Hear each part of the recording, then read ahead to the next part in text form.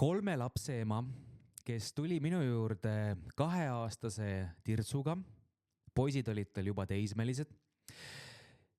Ja meie koostöö kestis umbes 2 aastat, nii et tirts oli 4.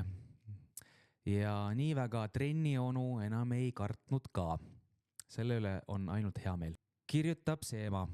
Tšau, olen mõelnud, et mul oleks taas vaja seda rallit, vormelit. Ei julge tunnistadagi, aga olen alguses tagasi. Elus juhtub nii palju, et kaotan kursi. Pane mind kirja. Sa oled kirjas. Ja tegelikult ongi hästi oluline tunnistada. Olen hädas, vajan abi.